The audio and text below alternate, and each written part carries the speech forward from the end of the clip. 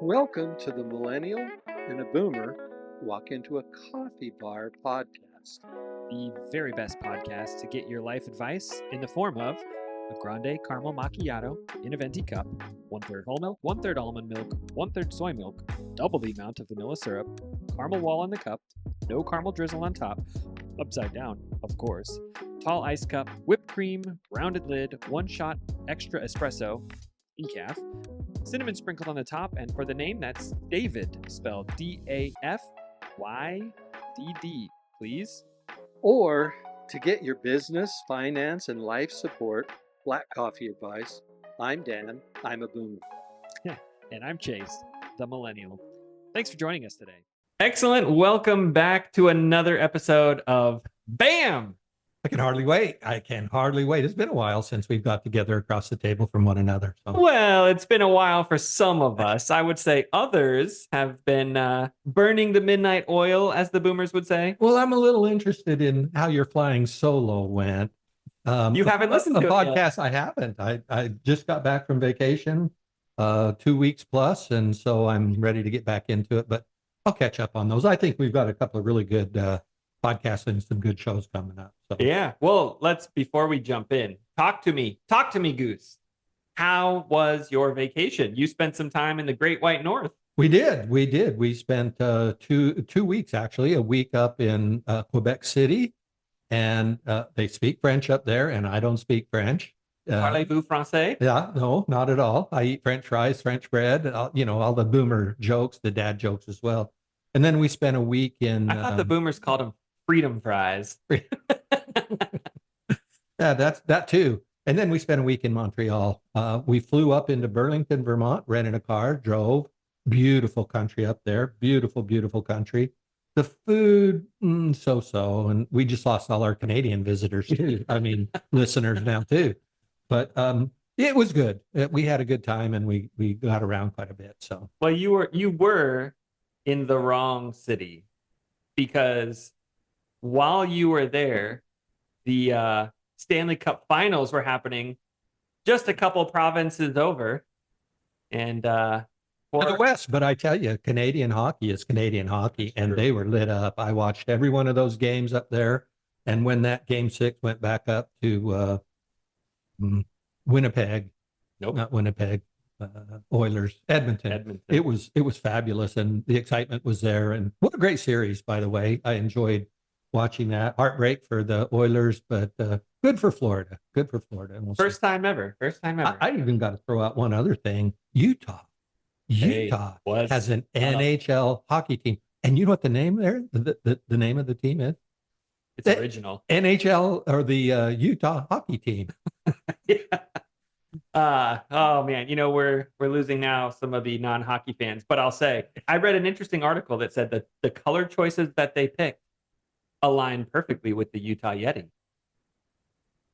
Now there you go. I did vote, by the way. They put out nationwide, vote for the name of Utah, and I voted for the Yeti. So I think that would be a really good name, and some big blurry creature type thing would be the way to go do it. As a fan of the big guy, the old Sasquatch, big fan of the winter version, Yeah.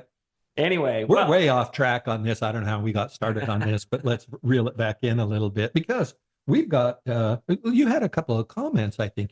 I wanted to read one from our former pastor and good friend, Dr. David Smith. Dear friend. And he said on the old Apple podcast review, Dan and Chase have the balance of the old and new.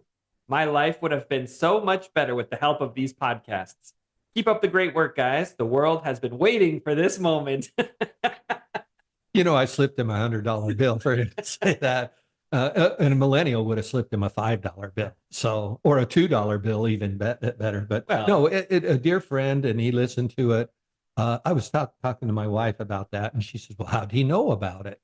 Because he lives in Florida, and we drift in and out of contact with one another. And I said, I sent him a text message and said, hey, check this out. And she's like, boy, you're groveling, aren't you? You're groveling for the comments from people gone by. So anyway, thank you for your comment. We love comments, and I'd love to read more and more. We just need to get them first. Yeah. They make a big difference for the old algorithm and for more people finding the podcast. So if the podcast is helping you, listener, we would love to encourage you to like, leave a comment, subscribe. All those things help us to reach more people. And since our budget for marketing is nothing, we appreciate any help you can give us with a quick like and subscribe. All right, let's jump in. Today, we are starting a new series. Yep. And it's all about the dollar bills. Money. Can't live with it. Can't live without it. Various forms, various budgets. This is really good. In fact, if you're a grandparent, why don't you have your grandchildren listen to the next couple of podcasts? They'll learn from it. If you're a parent, grab your children, grab your grandparent, grab your favorite boomer. I'm taken, but grab your favorite boomer and because this is important stuff. And as we go through this, we'll find that it's sorely missing a baseline as we grow up through our educational systems and whatnot. But anyway, this is really important. The next 4 or 5 podcasts, I suggest you really listen in on. Yeah, so we're starting today based off of an article called 3 Mistakes Your Boomer Parents Made That Are Keeping You in Debt. Funny how the millennial dug this article up. Well, that's funny because I get this article from Chase in my text message, and it says, wait a minute, I'm a boomer and I'm a parent, and I'm responsible for your mess of a financial situation. So I was intrigued, and I jumped right on it and started reading it. It's got some good points, and shame on the parents and the boomers for some of the things we did, but shame on some of the millennials and the Gen Z for what they are doing. And that's why we want to touch base with these people. If you're in debt, you are absolutely not alone. There's some data out there. I think it's from the Federal Reserve. Since 2013, debt has been increasing dramatically across all age groups and generational people and whatnot. Non-housing debt is seeing the fastest growth. Explain what that means, because sometimes millennials hear stuff like that, but they don't understand it because they've never owned a house. If you own a house and your interest rate goes up and your insurance goes up and all the other things, maintenance, your house gets old, that's housing debt, where you have to do a home equity loan, where you have to pay a mortgage. That's not what they're talking about as being the fastest growing debt. It's the non-housing debt. And I can pretty much tell you what that is, and we will tell you as we get going. But, credit cards and things of that where debt, you borrow from your parents, you borrow from your friends or whatever. But what this article talked about was, where does the blame lie? And I got to thinking about that. How dare you tell me that any of your problems are my problems? And especially around credit cards. And I got some good stories that my folks did with me when I was young about credit cards. But from the pandemic on, credit card holders have been charging. And that's one of the bigger things. So who's responsible for that? Well, as a millennial, I'm required to say the boomers. No, I think there's a lot of different pieces that play into this.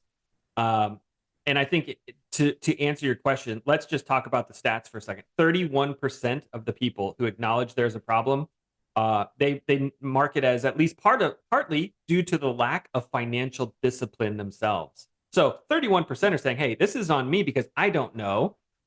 So yes, there is plenty of ways for you to learn about financial integrity we watch a bunch of YouTube videos. I don't know, you probably don't watch a lot of YouTube videos about finances, but we do as millennials.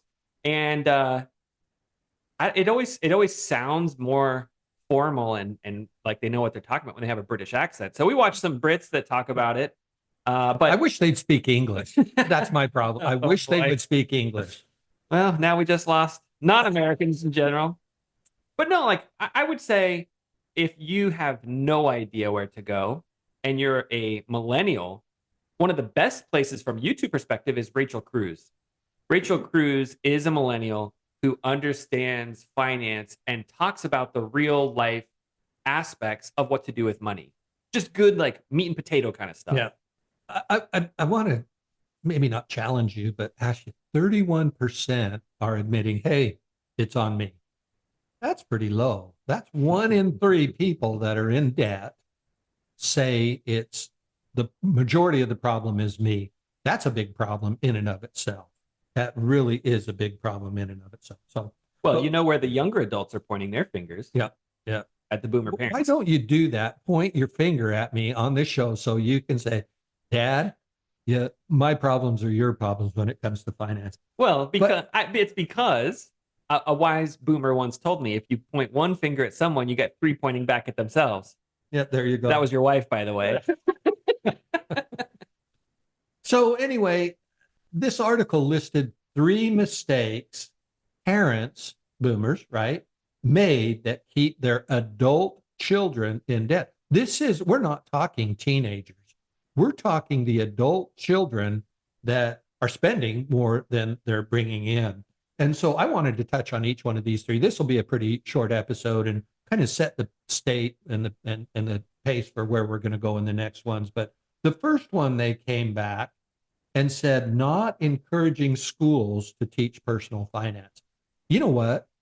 Back when I was just out of high school, I never had a finance class. Let me tell you, at my school, it was an elective. And most of the people take band or they take athletics or some of the sporting events. They don't have time for an elective of finance. I think it should be mandatory. So even way back, my first finance class, Personal Finance 101, was in college, and it's one of the best classes that I have taken.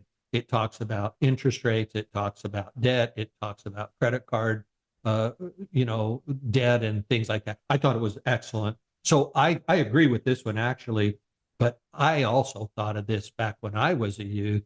Hey, why didn't my dad go to the school board and say, hey, teach personal finance as a mandatory class?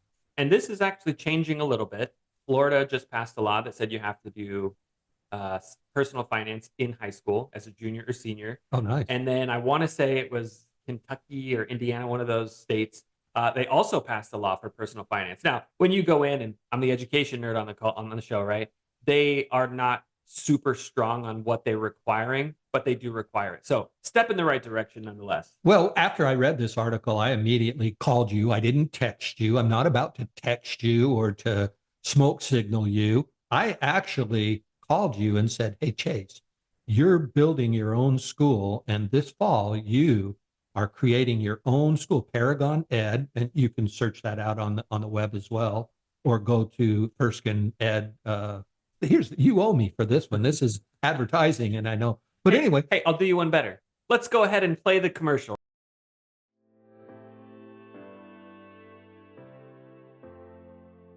Paragon Ed is the first K-12 school in Frisco to offer a focus on entrepreneurship, critical life skills, and kingdom values.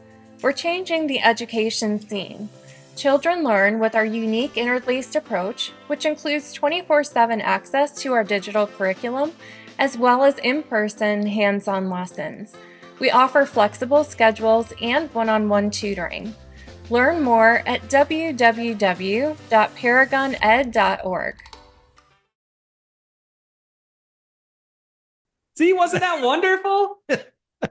Look how that happens. There you go. Now you say, but this is right up your alley. And I said, Chase, make sure your school includes a personal finance class, because adults could have done better by requiring schools to teach personal finance.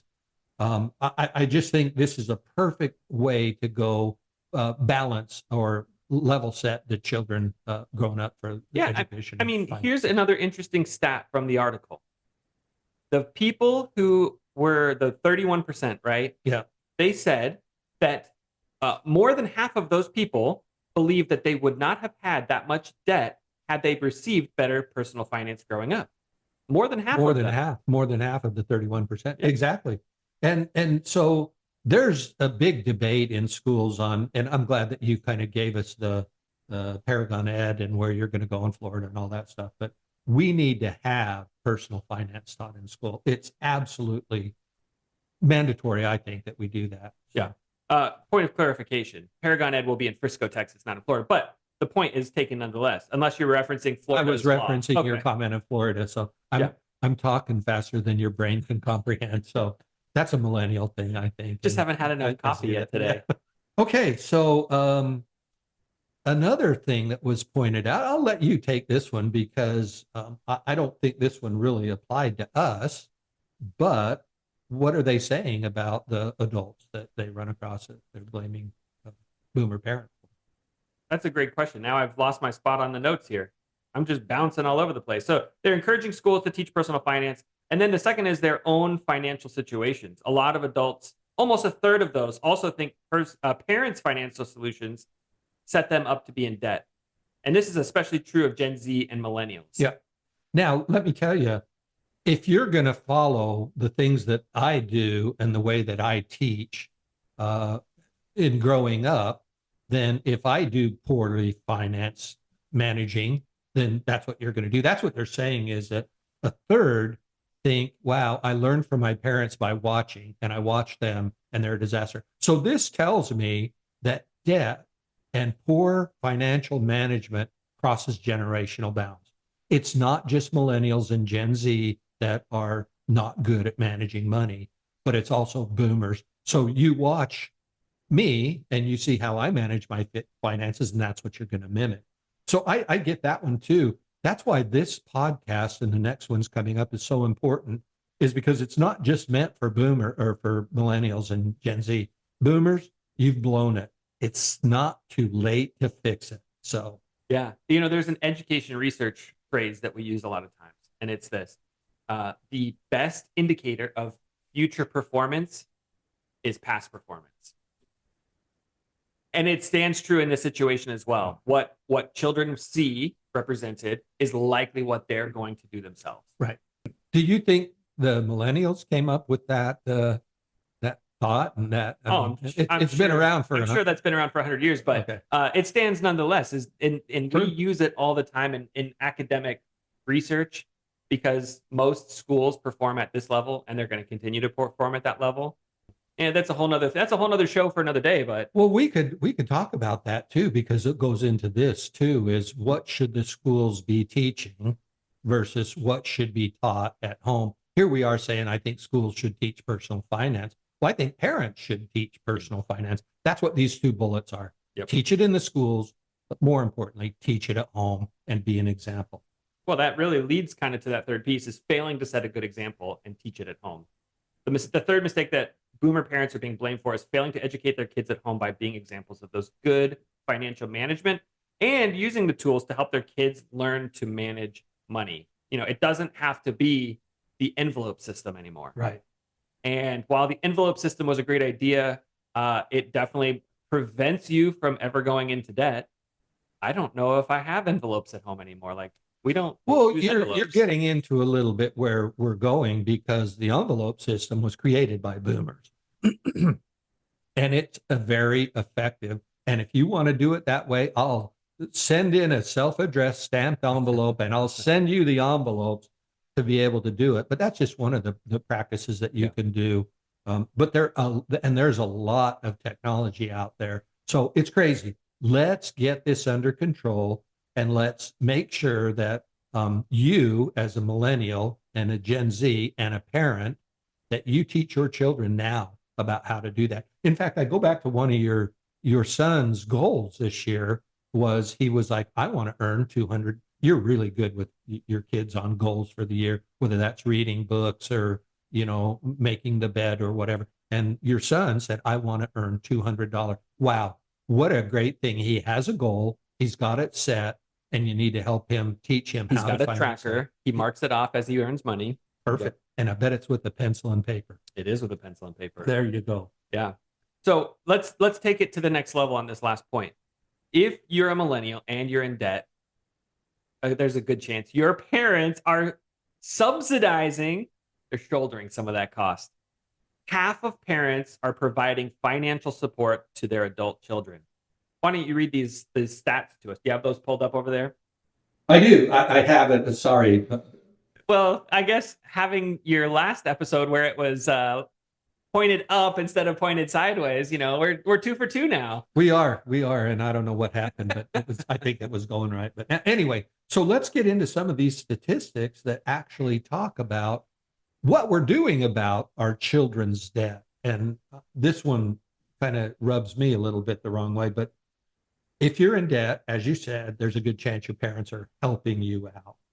Half of the parents that have children that are in debt provide financial support. Half, 50%. So we've created the problem by not having schools. We've created the problem with a bad example. And yet, what are we doing now? So 43% of children are helped with their car payment by their parents. 43%. 24% said, my parents are helping me pay my student loans. 18% are credit card assisted by their boomer parents. And 58% of the parents helping their kids say, it's impacting my own personal financial security. So here we are, we've created a problem. And here we are, the way we deal with the problem is to go subsidize the indifference and poor money management by our children. And I think you can see that. And I know in our relationship, there's been opportunities when I've said, yeah, you know what? You can move in here while your house is being built. Your other one sold too fast. I'd be happy to help you out. But by the way, if you want money, I can write up a loan document. You did the same thing to me too. And so there's ways to even teach your children who may be upside down a little bit right now, not just giving them free money. We can't enable them. You can't enable them. And this is a harder one to live by than to talk about. It's a lot easier for us to sit here and talk about it. But with that, sorry, I'm video on the wall over there too. Boy, this has been just a mess. Oh man, no. Here's the thing. It's a lot harder to actually live by than to make a decision when your kid is staring you in the face like, I need help. What you could do, however, and I'll give a great example. This is one that you did with me when I was younger. I needed a new vehicle. My transmission blew in my first truck. That was a 92 or 93 Dodge Dakota. Transmission blew. I needed a new vehicle. I was leaving for college soon. It needed to be dependable. I was driving to California, 700 miles to school. And so you made a deal with me. You said, I'll help you buy a new vehicle, but you're making payments back to me. You're still paying for it, but I won't make it so you have to pay the interest. Right. You're still making the payments. I'll even defer a little bit. I think I got a semester off before I had to start paying you so I could get there, find a job and whatever. That's a great way to do it because I'm not getting hit with that finance charge. I didn't pay the extra $4,000 or $5,000 that interest would have charged, but I was still responsible for making those payments on that vehicle. Yep. So find an interesting solution to the problem without enabling. Let me tell you one thing too, and I don't know that I've ever told you this, but I agree. I made you be responsible for a lot of that. But at 17 years old, I graduated from high school and I moved out. I was done, right? I could go grab the world by the tail, and I moved out to a college city and attended my freshman year of college and making it, right? And then I got a job closer to my mom and dad's house. So now's the dilemma. Do I drive an hour each way to go to work? Or do I talk to my mom and dad and say, hey, I want to move back in just for the summer. Let's get this straight. And my mom, oh, I'd love to have you come in here. And my dad was, yeah, it's $80 a month rent. And I was like, I'm your son. He said, it's $85 a month. And sure enough, I paid my parents $80 a month for the 3-4 months that I was working a good job in a great field, but I did pay rent. And it taught me a lot in that same thing. So that's where I got, you're paying the car payment because it was passed on from generation to generation. Yeah, I can't wait to charge. I'm going to charge my kids interest though. No, I'm not.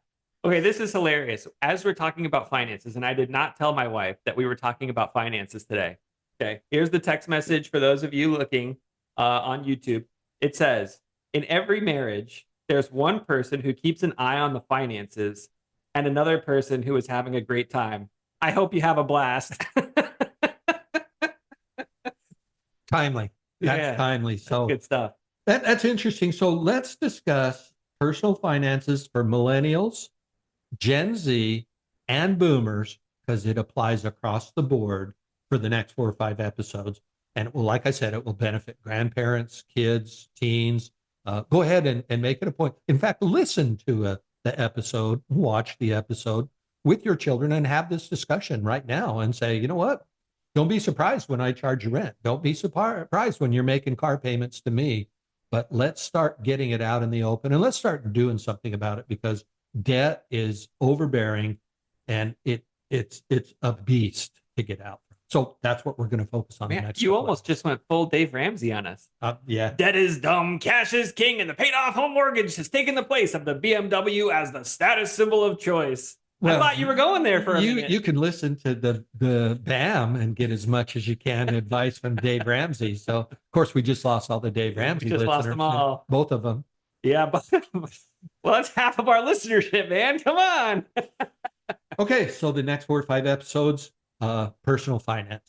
Yeah, and remember, just because it's different does not mean it's wrong. See you next time.